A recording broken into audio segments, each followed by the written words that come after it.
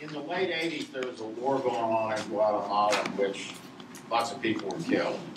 I didn't know about that war. I used to go up and visit my cousin who was, I got divorced about, say, 3 years before this, and I was making up for last time, whatever that means. Lost time, not last time. But anyway, I used to go to this bar. I met a girl in this bar, and we got on.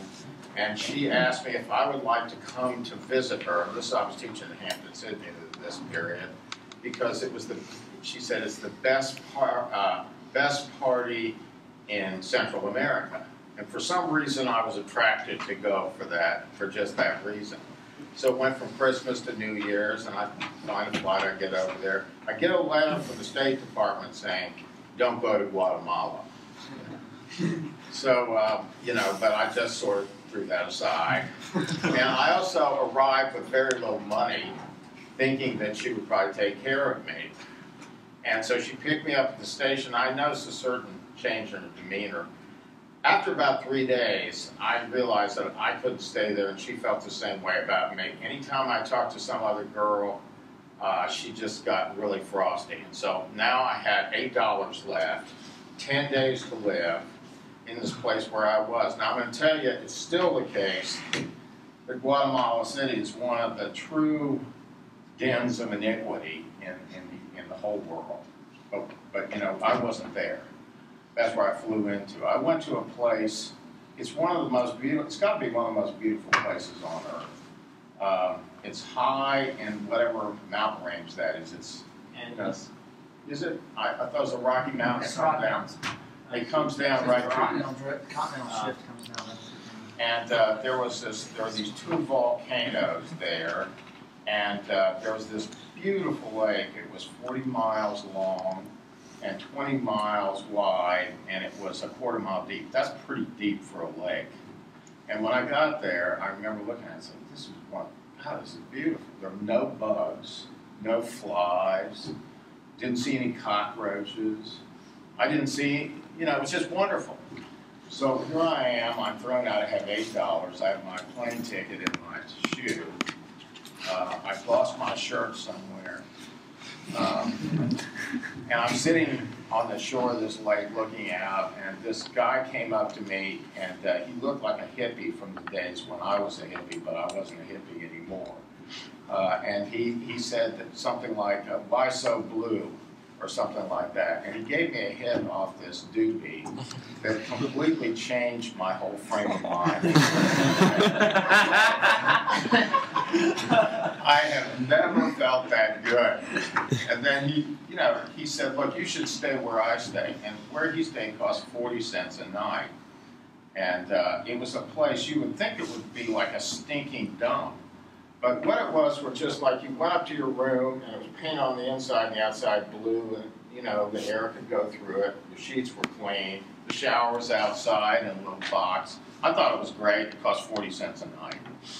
And then, while I was there, I met this Frenchman whose name was Frank Sorel. And this fellow was the guy who was supplying reindeer with weed.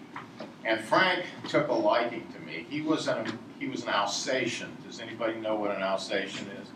It's a Frenchman who's born in the special part between France and Germany, called Alsace-Lorraine. And he was about 6'5", really thin, and he used to walk up the stairs to the second floor, where he had one cubicle and I had one on over there, on his hands. And he was a graduate student at the University of Minnesota, and I don't know anything about this kind of stuff, but if you're from another country, you have to go out of the country for a while. And that's what he did. He came down there, sold reefer, and was kind of like the dude in that town. And he gave me a whole like brown paper bag, like a big, full of stuff, and I said, I couldn't possibly smoke this stuff, But I gave it back to him at the end. But anyway, one day, this is how the event that I alluded to took place.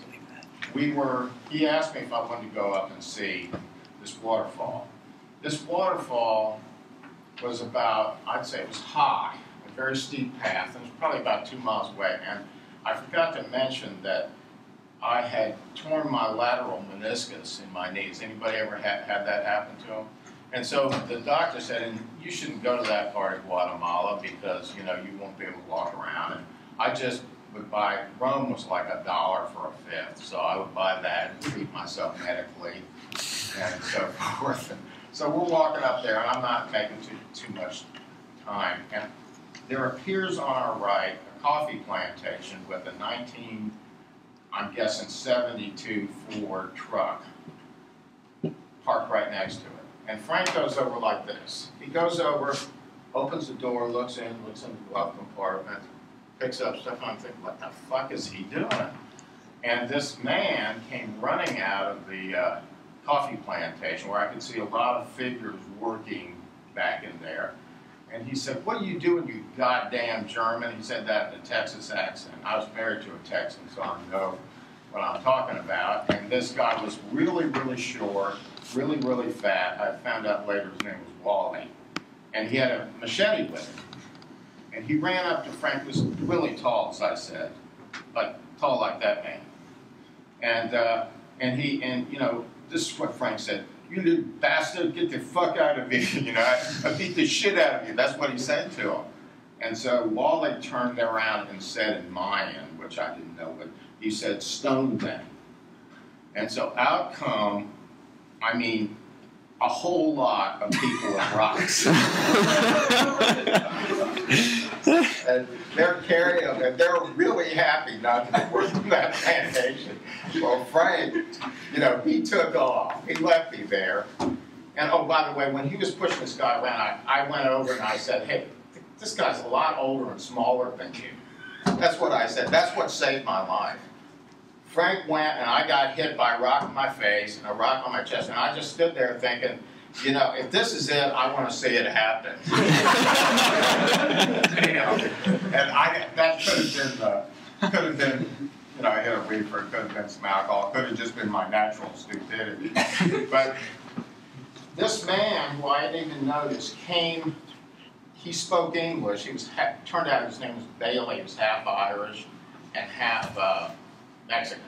And he stopped those workers, and he was the overseer, and said, this man didn't do it. That man did it. So thanks to him, I'd say 60% of the people ran up after Frank. And I'm sitting there, and now Wally comes over to me and said, you goddamn German. And I said, sir, I'll have you know I'm from Virginia. I know goddamn German.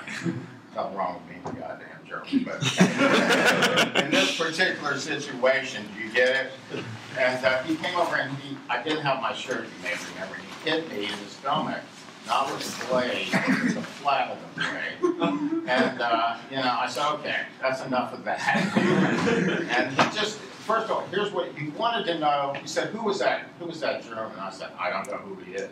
I just fell in. Now, I'm not a great flyer, but I knew what was going to happen. The second night I got into this town, you know, I went and watched a reggae band. That night, as I was walking home, the reggae band and some other guys were shooting at each other. With, I mean, 25 guns, just like, you know, just like walking outside and blank, blank. And they were, you know, shooting at each other. Kind of like this weekend. Yeah, kind of like this weekend. Yeah. Very good. And I met a guy who who had worked from this town on the Alaskan pipeline. He was very rich for this town. He had built this huge compound. I said, why do you live like this? And he said, because in this city, it takes 20 quetzals, $8 to get a man killed. If I want to get you killed, it's going to cost me $8. So, you know, this guy was telling me, I'm going to kill that fucking son of a bitch in German. And so I didn't know what happened. But I just kept saying, I don't know who he is. I fell in with him. You know, I tell you if I knew.